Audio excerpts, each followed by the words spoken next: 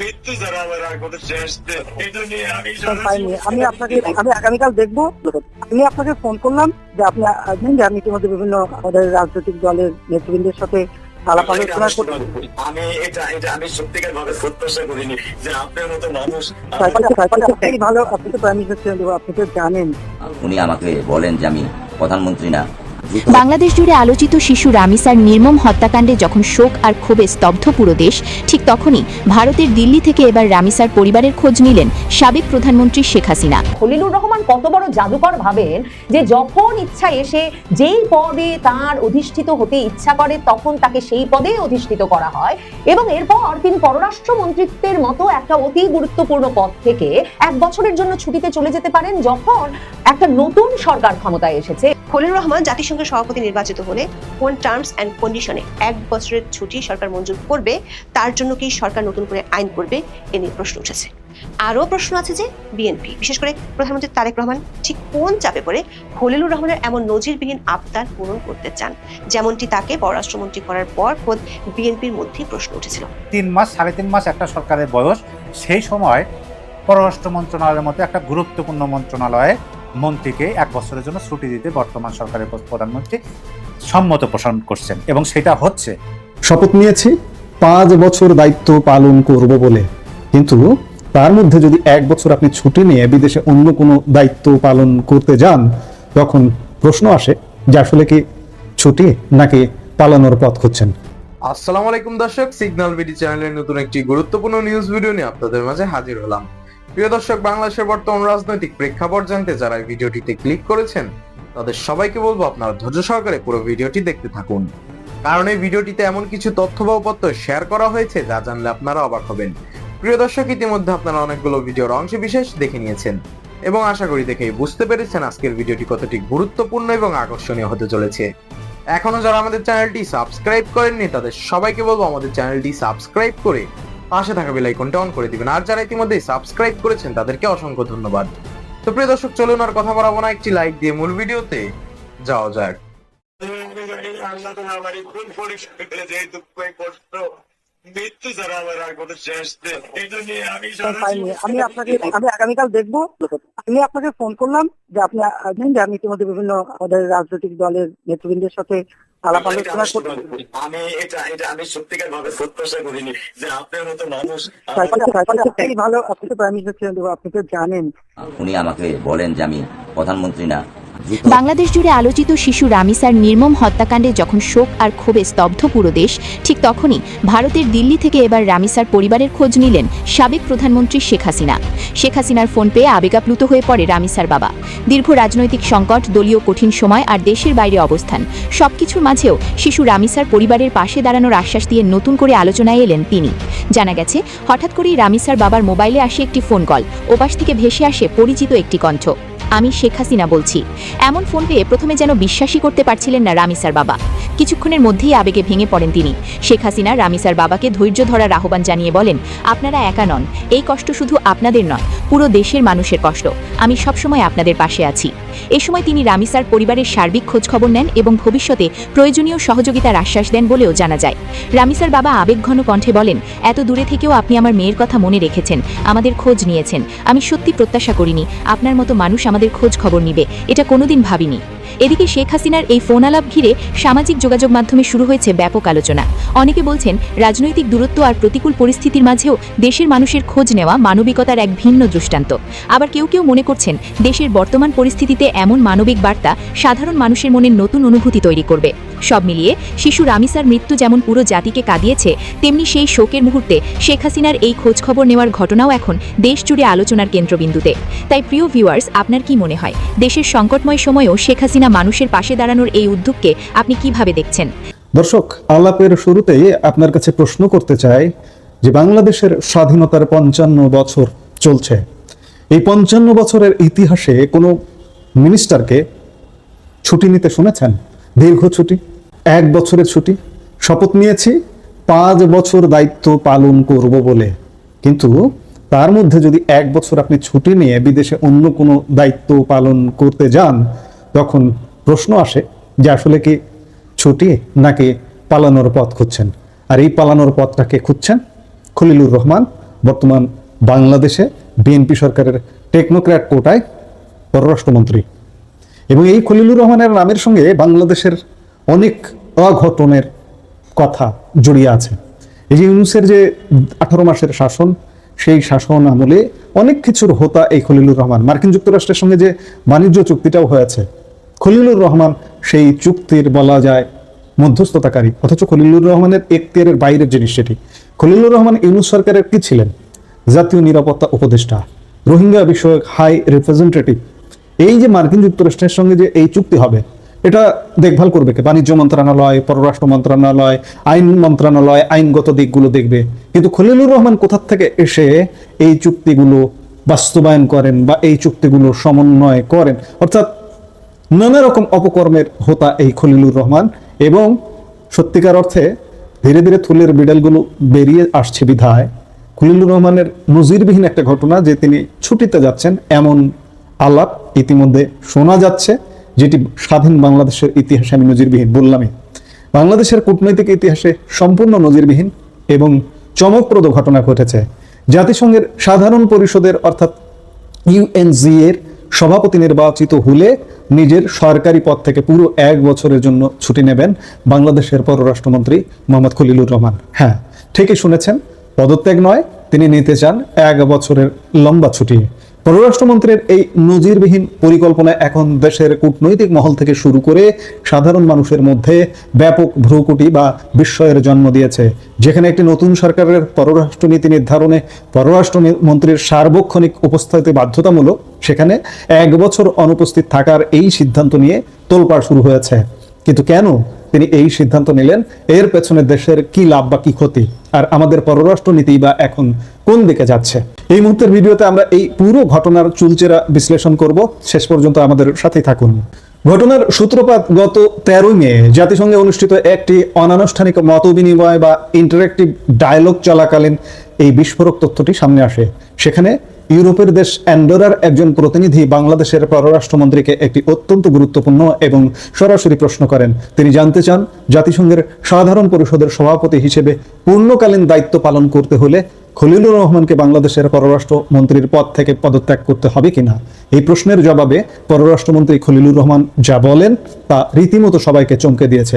তিনি সরাসরি বলেন, আমি কি পদত্যাগ করব? না, আমার প্রধানমন্ত্রী অত্যন্ত স্পষ্টভাবে জানিয়ে দিয়েছেন যে পূর্ণকালীন দায়িত্ব হিসেবে এই পদটি গ্রহণ করার জন্য আমাকে 1 বছরের জন্য অব্যাহতি দেওয়া হবে। পদত্যাগই একমাত্র বিকল্প নয়, আমি ছুটিতে যেতে পারি। পররাষ্ট্রমন্ত্রীর এই বক্তব্য পরিষ্কারভাবে ইঙ্গিত করে যে এই 1 বছরের ছুটির পরিকল্পনাটি নিয়ে ইতিমধ্যেই প্রধানমন্ত্রী তারেক রহমানের সাথে আলোচনা হয়েছে এবং বিষয়টি চূড়ান্ত বা নিষ্পত্তি করা হয়েছে। তবে এই পুরো বিষয়টি সবচেয়ে বেশি চমকে দিয়েছে খোদ বাংলাদেশের পররাষ্ট্র মন্ত্রণালয়কে।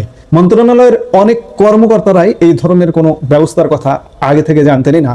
স্বাভাবিকভাবেই ঘরের ভেতরের এই সমন্বয়হীনতা এবং হুট করে এমন বড় সিদ্ধান্তের কথা জানতে পেরে মন্ত্রণালয়ের কর্মকর্তাদের মধ্যে চরম বিস্ময়ের সৃষ্টি হয়েছে।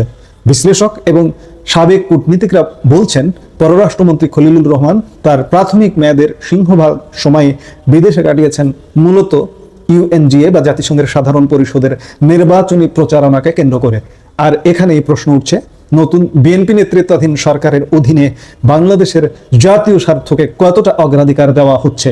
এই ঘটনাটি বর্তমান কূটনৈতিক এবং নীতি পর্যবেক্ষকদের মধ্যে পররাষ্ট্র মন্ত্রণালয়ের কার্যকারিতা নিয়ে এক বিশাল বিতর্কের জন্ম দিয়েছে। এখন প্রশ্ন আসতে পারে, দেশের আইন অনুযায়ী একজন মন্ত্রী কি এভাবে 1 বছরের জন্য ছুটি নিতে পারেন? বাংলাদেশের রুলস অফ বিজনেস বা কার্যপ্রণালী বিধি অনুযায়ী একজন মন্ত্রীকে ছুটি দেওয়ার পূর্ণ এখতিয়ার ও কর্তৃত্ব একমাত্র প্রধানমন্ত্রীর রয়েছে। ছুটিকালীন সময়ে প্রধানমন্ত্রী চাইলে নিজেই সরাসরি সেই মন্ত্রণালয়ের দায়িত্ব নিজের হাতে রাখতে পারেন, অথবা অন্তর্বর্তীকালীন ব্যবস্থা হিসেবে অন্য কোনো মন্ত্রীকে এই মন্ত্রণালয়ের কার্যক্রম দেখভালের দায়িত্ব অর্পণ করতে পারেন। আইনের দিক থেকে এটি সম্ভব হলেও গণমাধ্যমের সাথে আলাপকালে বেশ কয়েকজন সাবেক কূটনীতিক জানিয়েছেন যে একজন দায়িত্বরত পররাষ্ট্রমন্ত্রীর অন্য একটি আন্তর্জাতিক পদে কাজ করার জন্য 1 বছরের দীর্ঘ ছুটি নেওয়াটা বাংলাদেশের ইতিহাসে সম্পূর্ণ নজিরবিহীন। আমি বললাম যে 55 বছরের ইতিহাসে এমনটা নেই। শুধু বাংলাদেশ না, পৃথিবীর ইতিহাসে এমন আছে কিনা আতিপাতি করে খুঁজতে হবে রীতিমতো। এই ঘটনাটিকে কূটনীতিকরা নজিরবিহীন বলছেন। এর পাশাপাশি গত 17 ফেব্রুয়ারি বিএনপি নেতৃত্বাধীন সরকার গঠনের পর থেকে বাংলাদেশের সামগ্রিক পররাষ্ট্রনীতির ব্যবস্থাপনা ও দিক নির্দেশনা নিয়েও বড় ধরনের প্রশ্ন তুলছেন এই অভিজ্ঞ কূটনীতিকরা। আসুন এবার দেখে নেওয়া যাক দায়িত্ব নেওয়ার পর থেকে পররাষ্ট্রমন্ত্রী খলিলুর রহমান ঠিক কি করেছেন। 4 মাস চলমান তার দায়িত্বের তিনি কার্যভার গ্রহণের পর থেকে বেশ কয়েকটি হাই প্রোফাইল বিদেশ সফর করেছেন। এর মধ্যে রয়েছে ভারত, চীন, মার্কিন যুক্তরাষ্ট্র, ব্রাসেলস এবং ইথিওপিয়া সফর। ভারত সফরে তিনি কি করলেন? গত এপ্রিল মাসে মরিশাসে অনুষ্ঠিত ইন্ডিয়ান ওশান কনফারেন্সে যাওয়ার পথে ভারতের নতুন দিল্লিতে একটি যাত্রা বিরতি বা স্টপ ওভার করেন তিনি। এটাই ছিল তার প্রথম আনুষ্ঠানিক দিল্লি সফর।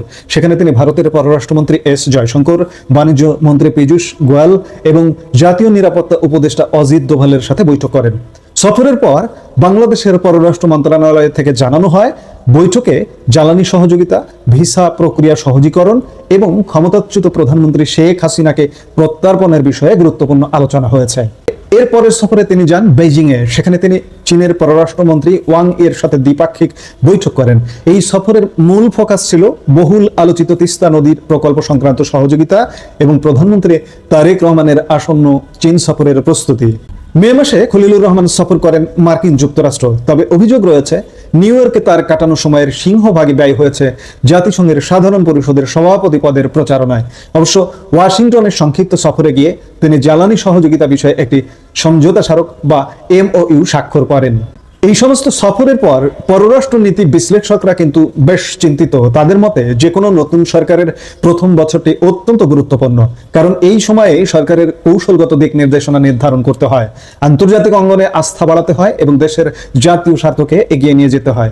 কিন্তু পর্যবেক্ষকদের মতে বর্তমান প্রশাসনের অধীনে বাংলাদেশের কূটনৈতিক তৎপরতায় এক ধরনের গতিশীলতা ও কৌশলগত স্পষ্টতার অভাব লক্ষ্য করা যাচ্ছে। তারা জোরালোভাবে দাবি করছেন যে পররাষ্ট্রমন্ত্রীর সাম্প্রতিক বিদেশ সফরের অনেকগুলোই দেশের ব্যাপক জাতীয় স্বার্থের চেয়ে তার ব্যক্তিগত জাতিসংঘের নির্বাচন ক্যাম্পেইন বা প্রচারণার সাথে বেশি জড়িত বলে মনে হয়েছে। আগামী 2 জুন জাতিসংঘের 81তম অধিবেশনের সভাপতি পদে এই নির্বাচন অনুষ্ঠিত হতে যাচ্ছে। সাবেক কূটনীতিকরা মনে করিয়ে দিচ্ছেন যে বিএনপি দীর্ঘ 17 বছর পর ক্ষমতায় ফিরে এসেছে। তারা উত্তরাধিকার সূত্রে এমন এক আঞ্চলিক ও বৈশ্বিক পরিবেশ পেয়েছে যা অত্যন্ত চ্যালেঞ্জিং। এই মুহূর্তে দেশের প্রয়োজন অত্যন্ত সক্রিয়, সুনিপুণ ও সমন্বিত কূটনীতি। একজন সাবেক কূটনীতিক তো স্পষ্ট করেই বলেছেন, পররাষ্ট্রমন্ত্রীর দায়িত্ব একটি পূর্ণকালীন দায়িত্ব। দেশের জাতীয় স্বার্থ রক্ষা ও তা হাসিল করার জন্য বিদেশি সরকারগুলোর সাথে নিরবিচ্ছিন্ন ও সার্বক্ষণিক যোগাযোগ প্রয়োজন হয়। সেখানে 1 বছরের ছুটি কতটা যৌক্তিক তা ভাববার বিষয়। একজন অত্যন্ত দক্ষ, উচ্চশিক্ষিত এবং অভিজ্ঞ কূটনীতিক হওয়া সত্ত্বেও দেশের এই ক্রান্তি লগ্নে পূর্ণকালীন পররাষ্ট্রমন্ত্রীর পদ ফাঁকা রেখে 1 বছরের জন্য জাতিসংঘের সভাপতি হতে যাওয়া নিয়ে বিতর্ক থামছেই না। আগামী 2 জুনের নির্বাচনের ওপর এখন অনেক কিছু নির্ভর করছে। চিন্তা করুন বাংলাদেশের মানুষ, এই যে গত 2 বছর ধরে ইউনূস 18 মাস ধরে আপনাকে নিয়ে আমাকে নিয়ে ফুটবল খেলেছে। ইউনূসের ধারাবাহিকতায় এসেছে তারেক রহমান সরকার। এই সরকারের সময়ও এখন নানা রকম ফুটবল খেলা চলছে এবং আপনারা সাম্প্রতিক সময় তো দেখছেন, শুনছেন ইউনূসের উপদেষ্টারা কি বলছে। কিচেন ক্যাবিনেট থেকে শুরু করে নানা রকম অনাচারের কথা আলাপ হচ্ছে। 18 কোটি মানুষের দেশ বাংলাদেশ, এই দেশের মানুষকে জিম্মি করে রাখবে অল্প কিছু মানুষ, এটি কি হতে পারে? এখন এই যে নানা রকম অপকর্মের হোতা এই খলিলুর রহমান, যার কারণে অনেকের মনে প্রশ্ন আসছে যে খলিলুর রহমান কি 1 বছরের জন্য নিরাপদে বাইরে চলে যেতে চাইছেন? নিরাপদে তিনি অবজার্ভ করতে চাইছেন যে আগামী 1 বছরের মধ্যে বাংলাদেশে অনেক কিছু ঘটে যেতে পারে, যার দরুন পররাষ্ট্র মন্ত্রণালয় থেকে তিনি নজিরবিহীনভাবে, যা বাংলাদেশে কখনো ঘটেনি, ছুটি নিয়ে তিনি জাতিসংঘে দায়িত্ব পালন করতে যেতে চান। জাতিসংঘে যদি দায়িত্ব পালন করতে যেতেই চান, ছেড়ে দিন, এই দায়িত্ব দিয়ে চলে যান। কিন্তু না, তিনি ছাড়বেন না, তিনি ছুটি নিচ্ছেন। বুঝুন তাহলে আপনাকে আমাকে নিয়ে কেমন ফুটবল খেলা চলছে। আমাদের বুঝতে হবে, আমাদের সচেতন হতে হবে। ইউনূসের শাসনটা ছিল একটা ষড়যন্ত্রের শাসন। আজকে এতদিন পরেও যদি বাংলাদেশের মানুষ যদি না বোঝেন, তাহলে কপালে দুঃখ আছে। এবং সেই শাসনেরই ধারাবাহিকতায় তারেক রহমান সরকার, তারেক রহমান কোনো কিছু কন্ট্রোল করতে পারছেন না। কন্ট্রোল যদি করতেই পারতেন, তাহলে একজন মন্ত্রী এইভাবে ছুটি নেবেন আর তাতে তারেক রহমান সম্মতি দেবেন। তারেক রহমান জানেন না যে বাংলাদেশের ইতিহাসে এমন কোনো নজির নেই, ঘটনা নেই অতীতে? যদি জেনে থাকেন তাহলে কেন? তার মানে তারেক রহমান কোনো কিছু কন্ট্রোল করতে পারছেন না, এটাই বাস্তবতা। কাজেই আমরা বলতেই পারি যে এই যে অপকর্মের হোতা খলিলুর রহমান আসলে কি ছুটি নিচ্ছেন নাকি পালানোর পথ খুঁজছেন, সেটি এখন বড় প্রশ্ন। প্রিয় দর্শক, ইতিমধ্যে আপনারা আমাদের পুরো ভিডিওটি দেখেছেন। ভিডিওটি দেখে কি জানলেন এবং বুঝলেন, অবশ্যই আপনাদের মূল্যবান মতামতটি আমাদের কমেন্ট বক্সে জানাতে ভুলবেন না। এখনো যারা আমাদের চ্যানেলটি সাবস্ক্রাইব করেননি তাদের সবাইকে বলবো আমাদের চ্যানেলটি সাবস্ক্রাইব করে পাশে থাকা বেল আইকনটা অন করে দিবেন এরকম নিত্য নতুন প্রতিদিন গরম গরম নিউজ আপডেট পেতে। ধন্যবাদ সবাইকে।